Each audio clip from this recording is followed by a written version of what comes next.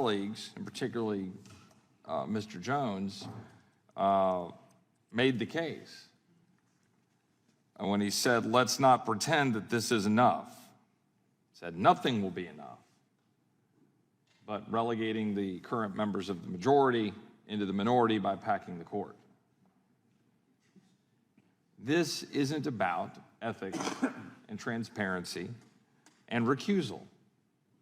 Everyone watching gets the joke. That's not what this is about. This is about raw politics, a disdain for the current majority, a disdain for specific members of the court, and in particular, Justice Thomas. And I think in particular, because he's a conservative black man. And I think everybody gets the joke. Yeah, they said it, exactly, as my colleague from Florida made very abundantly clear.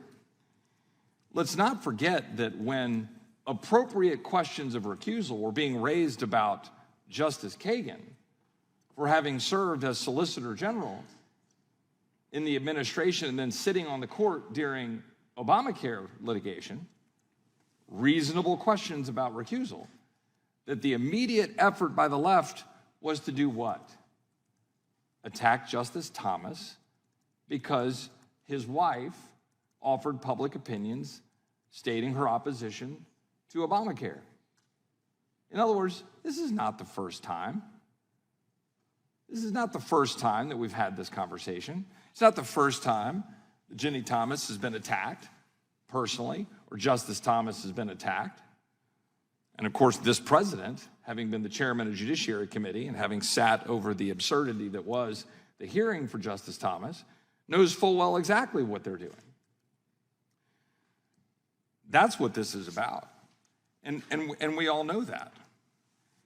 I would also note that as we're looking here about what we're going to deal with next week with the hearing and talking about the leaked opinion and talking about Roe versus Wade, that my colleagues on the other side of the aisle sure as hell weren't bothered by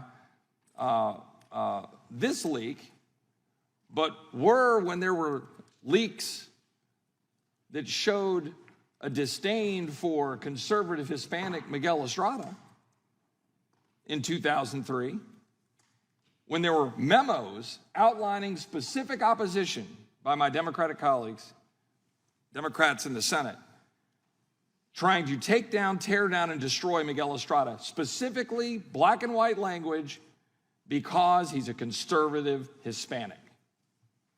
Oh man, can't talk about that memo because that was a leak of an internal Democrat memo. No, that was a horror that we couldn't talk about, my colleagues on the other side of the aisle. But crickets, now that the Supreme Court has had a leak of an opinion coming from SCOTUS. I've listened to some amusement about talking about how the court was missing out on having Merrick Garland on the court, that paragon of moderation, don't you recall, from all of those talking points of the left, that he was the moderate, right? The moderate who just ruled that mental health must be considered for known criminals applying for asylum coming into the United States. That paragon of moderation targeting parents in coordination with the National School Board Association. Like, everyone understands what this is all about, and it's all always come back down to Roe, and we'll have more to talk about that next week with respect to that case. I've heard enough from my colleagues on the other side of the aisle talking about how that is going to, because we couldn't, I think the quote from somebody on the other side of the aisle, we can't win that issue. We can't win that issue in public debate and discourse. Well then, if that's the case, what the hell are you worried about? If we can't win the argument on abortion in the Democratic debates,